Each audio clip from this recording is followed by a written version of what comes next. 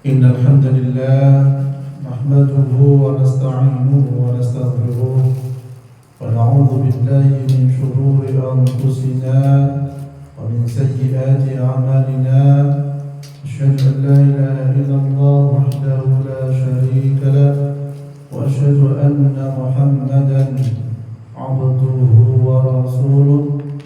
أما بعد، ولقد آتينا لقمان الحكمة أن اشكر لله ومن يشكر فإنما يشكر لنفسه ومن كفر فإن الله غني حميد. أعوذ بكلمات الله التامة من كل شيطان وهامة ومن كل عين لامة. Alhamdulillah, Bapak dan Ibu sekalian yang dirahmati Allah, bersyukur kita kepada Allah Subhanahu wa taala atas segala nikmat yang diberikan kepada kita sekalian. Dan dengan kenikmatan itu kita bisa beribadah kepada Allah, bisa selalu bersama keluarga kita, bisa ngomong anak dan cucu ya. Dan itu merupakan kenikmatan dari Allah Subhanahu wa taala. Tetapi kenikmatan itu tidak hanya kita mengalaminya di dunia ini saja. Kita pun bersama keluarga kita, anak cucu kita, ingin menikmati di surganya Allah. Makanya doanya fid dunya hasanah wa fil akhirati hasanah. Di dunia kita pengen kebaikan, kenikmatan, di akhirat apalagi. Karena dunia ini adalah bahtera kita untuk beramal menuju akhirat. Sehingga ketika kita beramal menuju akhirat, insya Allah Allah berikan petunjuk jalannya bagaimana menuju ke akhirat. Dan termasuk majelis taklim, majelis zikir di sini sekarang ini adalah sarana kita bersama-sama menuju ke akhirat. Panjenengan ketika salah satu keluarga menuju surganya Allah, kemudian yang lain belum nyampe surganya Allah, kepikiran apa tidak? Kepikiran. Di dunia saja ketika anak kita nggak makan kepikiran, ketika pasangan kita nggak makan kepikiran, ketika cucu kita nggak makan kepikiran. Lah apalagi di akhirat kelak ketika tidak mendapatkan makanan, ya artinya masuk neraka. Nauzubillah. Oleh karena itu ada beberapa cara agar kita bisa bersama keluarga masuk surga. Ya. Jadi ada cara-cara agar kita bersama masuk surga. Yang pertama, penuhi janji Allah. Ya, penuhi janji Allah. Apa janji yang kita sampaikan kepada Allah? Yaitu syahadat kita, asyhadu an la ilaha illallah wa asyhadu anna Muhammadar Rasulullah. Saya bersaksi bahwasanya tiada ilah, tiada Rabb yang disembah kecuali Allah, dan saya bersaksi bahwa Muhammad adalah utusan Allah Subhanahu wa taala. Niku janji niki kita ucapkan setiap sholat, setiap waktu ketika kita ingat, terutama sholat. Asyhadu an la ilaha illallah wa asyhadu anna Muhammadar Rasulullah. Itu selalu diperbaharui. Karena apa? Kadang seseorang itu menduakan Allah, makanya diperbaiki lagi, perbaiki terus, syahadat terus. Jadi syahadat itu termasuk janji kita kepada Allah bahwasanya kita ini sebagai seorang muslim, benar-benar muslim, tidak boleh berselisih dalam hal apa? Syariat Allah Subhanahu wa taala. Kemudian yang kedua adalah tidak merusak perjanjian. Ya. Tidak merusak perjanjian artinya dia tidak syirik kepada Allah Subhanahu wa taala. Tidak minta pertolongan kecuali kepada Allah. Tidak menyembah kecuali kepada Allah.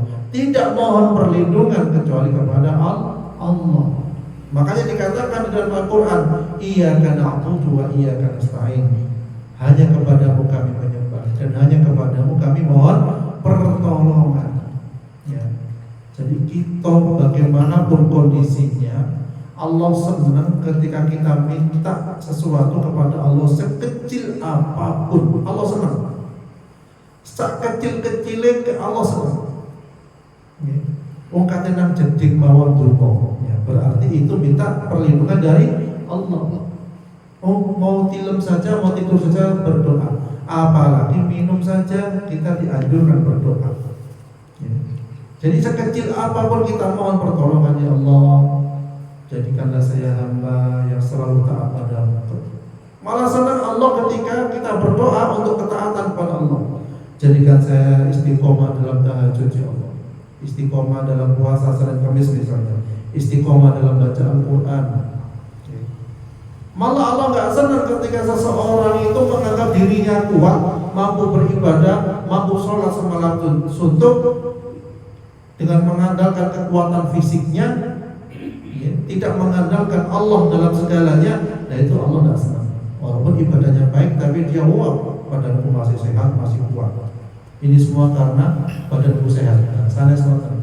Ini semua berkat rahmat Allah. Kita bisa istiqomah, bisa beribadah itu atas rahmat Allah. Ketika seseorang meyakini semua ibadah itu atas rahmat Allah, atas pertolongan Allah, niscaya seorang hamba itu tidak akan sombong dengan yang lain yang mungkin ibadahnya di bawah seorang hamba itu. Karena bisa jadi hamba itu masih belum tahu. Karena hamba itu mungkin masih belum mendapatkan ilmu, sehingga dia tidak tahu harus bagaimana beribadah kepada Allah. Nah itu termasuk tugas kita sekalian. Nah berdoa qabla kulli syai'. Kita niku sebagai seorang dai sebenarnya sebelum yang lainnya. Kemudian yang ketiga adalah agar kita bisa masuk bersama ke dalam surga bersama keluarga, menjalin silaturahmi, tidak memutuskan persaudaraan. Tidak ada saudara itu nggak dapat ujian, rata-rata dapat ujian. Gini apa betul? Sejak zaman Nabi pun, Nabi Yusuf bersama saudaranya, apa enak-enak, Yusuf kumpul bersama keluarganya, walaupun mereka keluar lahir dari seorang Nabi katakanlah. Bahkan Nabi Yusuf dimasukkan ke dalam sumur oleh saudaranya sendiri, dibenci, semacam-macam lah. Tetapi ternyata apa? Allah berikan petunjuk, Allah berikan lapang dada kepada Nabi Yusuf. Walaupun dia ketika sudah berkuasa, katakanlah menjadi seorang kerajaan orang dalam katakanlah, tetapi beliau tidak dendam kepada saudaranya. Ketika pada waktu itu mengalami paceklik, saudaranya disuruh datang, dikasih gandum, dikasih makanan. Nah, itu tidak dendam, tidak menyalahkan saudaranya. Sampai beliau mengatakan, saudara saya nggak salah. Itu mungkin mereka karena kena pengaruh gangguan setan. Gimana? Jadi lapang dada. Nabi itu rata-rata lapang dada. Sehingga ketika seseorang lapang dada itu dadanya penuh. Ketika lapang dada itu hidupnya nyaman walaupun dimanapun dia berada. Nabi Yusuf mengatakan, Rabbi as-sijnu ahabbu ilayya mimma yad'unani ilayhi. Sampai beliau mengatakan penjara lebih aku sukai daripada berbuat maksiat, menuruti yang mengajak maksiat itu. Ya. Jadi seperti itu. Lapang beliau. Kemudian selanjutnya adalah yang keempat, ajak keluarga kita untuk selalu takut kepada Allah. Biasanya saya lari alin Senin itu kosan tinggi. Anak-anak dahulu kalau nangis itu kadang di bawah gelap-gelapan. Oh, ono pocong. Nanti wonten nggih. Ojo nangis sing ono pocong untuk genderuwo. Berarti seorang anak kecil itu mulai kecil diudenteni kali genderuwo. Nggih, zaman Senin wonten nggih. Duka sakniki. Ditenteni kok ono genderuwo, ono kuburan. Lewat kuburan akhir dahulu itu sering wedi. Saat ini insyaallah mboten nggih. Terang kuburan itu soalnya. Ada lampunya. Kejeroan ini enggak nggih. Jadi anak dahulu ketakutan ketika lewat kuburan karena ditenteni. Lho ono kucing ono wedi, ono pocong. Bukan dia diajari takut kepada Allah. Ya. Diperkenalkan Allah, alhamdulillah, Allahu akbar. Jadi ketakutan ditanamkan di dalam keluarga hanya kepada Allah. Tidak sholat ditakut-takuti, dan jujur juga takut-takuti, mencuri juga takut-takuti. Biasanya jangan menjadi anak yang ngambil barangnya orang lain. Nanti pertanggungjawaban di akhirat berat. Para pencuri di akhirat itu dikumpulkan dengan barang curiannya. Semakin banyak yang kau curi, kamu nanti akan memikul beban berat di akhirat untuk dipertanggungjawabkan di hadapan Allah. Jadi ngoten, ditakuti akhirat, ditakuti kepada Allah, ditakut-takuti. Jangan bermaksiat kepada Allah. Kalau nggak sholat nanti hukumannya berat, dibakar di api neraka. Itu mulai kapan? Mulai kecil. Walaupun anak itu sekedar mungkin cuma bisa manggil ayah, mama, bapak, ibu, ibu nopo-nopo diperkenalkan Allah. Ya, saat ini macam-macam ya. Kadang anak kecil pun diperkenalkan artis ya. Sehingga digawe lucu-lucuan anak sendiri joget-joget sing nonton bapak ibu ya. Baik tidak ketinggalan ya. Sehingga ketika karnaval itu cuwake naik aja karnaval. Ditontonakan macam-macam buat karnaval ya. Wonten apa wonten karnaval? Macam-macam pun. Wonten ing patung-patung dari Bali ditampilkan, joget-joget ditontonkan, yang buka aurat ditontonkan. Lah ini pendidikan diresap oleh anak, diserap oleh anak. Ya, akhirnya bayangan mereka, oh dunia itu seperti ini ternyata. Ya, akhirnya banyak mushola yang ditinggalkan, khawatirnya begitu. Bukan hiburan. Hiburan itu harus yang mengajak kepada Allah. Karena kita itu ibaratnya tentunya mampir ngombe, pun ngombe bu. Nah, ini ada jelas ini. Kemudian yang kelima adalah takutlah akan hisab di akhirat kelak. Dipertanggungjawabkan semua amal kita yang kecil kalau nanti kelihatan. Sampai sebesar biji sawi, bahkan lebih kecil dari itu akan dihisab, dipertanggungjawabkan di hadapan Allah Subhanahu wa taala. Mendingan yang ada salah, yang ada nopo mawar, tentunya diselesaikan. Nggih. Yang keenam adalah sabar karena Allah. Jadi hendaknya setiap kita dalam rumah tangga itu sabar karena Allah. Sampai dikatakan oleh seorang ustaz, ada seorang itu bisa sabar dengan orang lain, tetapi kenapa tidak bisa sabar dengan keluarganya sendiri? Kata nggih. Orang lain sabar telaten, tapi dengan keluarga sendiri gak telaten. Karena apa? Karena ada seorang tuh merasa berjasa kepada keluarga. Aku yang beri makan, aku yang nolongnya, aku yang ngomong, aku macam-macam. Sehingga ada kesalahan kecil dari salah satu keluarga, dia menjadi marah. Seakan-akan gak ikhlas pengorbanan selama ini yang sudah dia berikan pada keluarga, karena gak nurut. Jadi sini harus sabar. Semua butuh proses. Ibaratnya kayak kita dahulu ketika mungkin belum melaksanakan sholat, belum melaksanakan syariat karena tidak tahu atau karena belum mendapat hidayah dari Allah. Kemudian yang ketujuh adalah mendirikan sholat. Nah ini penting sekali. Diajak ketika sholat Allah Akbar, cepat-cepat, jangan banyak bicara. Itu Rasulullah begitu. Jadi ketika dikumandangkan azan, Rasulullah bersama keluarganya bergegas menuju sholat. Tidak ada pembicaraan macam-macam sudah. Karena apa? Ini mendahulukan Allah Subhanahu wa taala. Karena panggilan Allah itu adalah panggilan yang utama. Panggilan sholat, menghadap Allah Subhanahu wa taala. Kita persiapkan tempat, pakaian yang bagus, pakaian yang layak, dan tempat pun juga yang bersih. Ya. Alhamdulillah, insyaallah sholat ini sering bersih ya. Madrasah kami bersama ibu-ibu yang bersihkan ya. Termasuk pahala kata bersihin musola. Karena ada kejadian di Masjid Nabawi itu Rasulullah tiba-tiba menanyakan kemana ibu-ibu yang biasanya punya puri dekat Masjid Nabawi. Sahabat mengatakan, oh dia sudah wafat. Loh kenapa kau nggak bilang saya kalau dia wafat? Jadi seakan-akan ibu yang wafatnya punya pun di Masjid Nabawi itu dianggap remeh. Tapi kata Rasulullah itu istimewa. Kenapa kok saya dikasih tahu? Saking istimewanya orang yang bersihkan Masjid Nabawi. Dan termasuk masjid-masjid yang lainnya. Seringkali kita menyangka orang yang bersih masjid itu orang yang remeh, orang yang tidak ada harganya. Padahal di mata Allah bisa jadi harganya lebih tinggi. Jadi kata termasuk orang yang azan, masya Allah, nanti diperlihatkan yang namanya sering azan ya, masya Allah.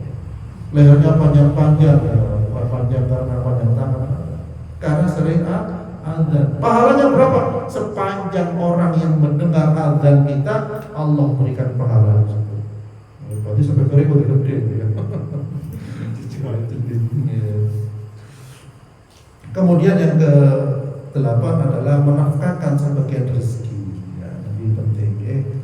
Jadi ajari anak untuk bersedekah.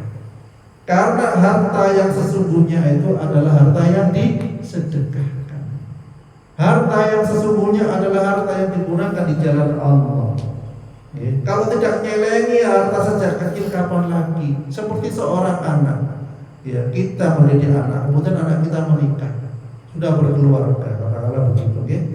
Kemudian mereka mau membantu orang tuanya, ya, walaupun cuma mungkin 10.000, 20.000. Nah, kalau anak sudah biasa akan dikasihlah orang tua itu sebagai rasa apa?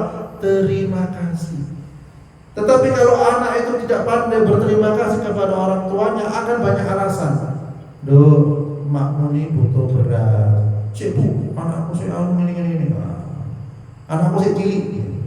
Gue paling mana anak agak gede gitu, SD SMP. Cik bu, bayar sekolah oke. Engkau anak MS kuliah, bu biaya kuliah gede bu. Jadi alasan terus. Kalau alasan terus mau bersedekah terus kapan? Nunggu bapak ibu pun butuh wonten. Karena ngoten nggih. Wonten kata soalnya mriki boten wonten boten suarane soalnya. Jadi untuk bapak ibu ini mau pinjam uang, pinjam buatan jalur loh. Kadang saya disemayani, kadang banyak alasan. Saya musik bangun rumah. Awal melahirkan, saya melahirkan. Anak saya melaku, saya ganti sekolah TK. Mari sekolah TK jalur pinjaman ibu, saya mari ke sekolah SD. Ya, mari sekolah SD, saya SMP. Terus mari. Kalau mau bersedekah nunggu waktu luang ya kapan mereka keburu ajal menjemput. Jadi nonton.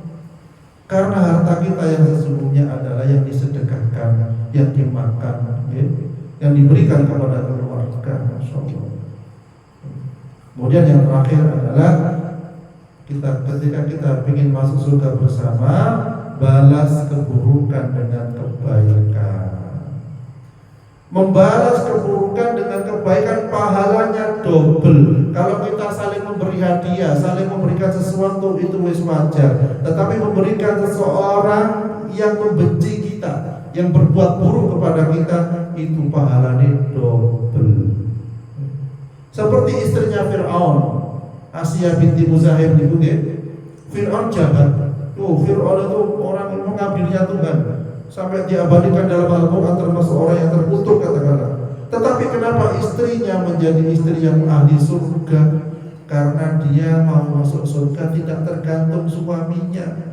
Karena dia masih berbuat baik kepada suaminya, sehingga Allah memberikan pahala double walaupun suaminya kurang atau tidak baik. Lah apalagi lah suami kita rajin sholat, rajin majelis ilmu, rajin masuk taklim, walaupun pasangan itu ada kekurangan, pasti banyak kelebihan. Yang dipupuk adalah rasa syukur di antara kita. Kalau kita ingin menjadi pasangan yang setia, ajak ke surga. Jadi pasangan setia itu bukan sekedar selfie, foto bareng, update status, delete saat Instagram, ya. Kemudian di WA suami istri, foto bareng-bareng teng gunung misalnya teng laut. Ya. Oh itu setia sekali orang yang mulia. Setia itu diajak ke surga. Lek cuma foto-foto di dunia saja, lek sholat dak dielingne, nggih, lek wayahe poso dak dielingne, lek wayahe zakat sedekah dak diingatkan, nggih, lek ghibah, lek rasa-rasa dak dielingne, akhirnya bisa jadi tidak bisa masuk surga bersama-sama. Karena yang menghabiskan pahala kita itu ghibah, rasan-rasan, itu harus hati-hati. Rasan-rasan itu halus, tapi ngentah-ngentah pahala sedekah bisa habis dengan rasan-rasan. Pahala sholat bisa habis dengan rasan-rasan. Pahala baca Quran bisa habis dengan rasan-rasan. Pahala puasa pun bisa habis dengan rasan-rasan atau ghibah. Ya, mungkin. mugi kita sekalian dijaga oleh Allah. Tidak hanya sekedar keluarga kita masuk surga, tapi kita bareng-bareng deh masuk surganya Allah Subhanahu wa taala. Amin nggih Bu Bapak nggih. Kita masuk surga bareng-bareng anak cucu kita sehingga makai majelis taklim di surga. Saat ini majelis taklim kita berkunjung ya, dari satu kunjungannya masya Allah penuh dengan kebahagiaan. Tidak usah pikir susah-susah jadi anak surga. Makanan tinggal ngambil, tidak usah goreng Bu. Jadi banyak anak surga buat dosa betul wajan, enak minum susu tinggal ngambil, terus makan satu tidak ada WC karena makanan bersih semua. Jadi kan, kalau pengen nikmat di akhirat, utamakan di dunia ini kita sungguh-sungguh bersama-sama beribadah kepada Allah Subhanahu wa taala. Insyaallah.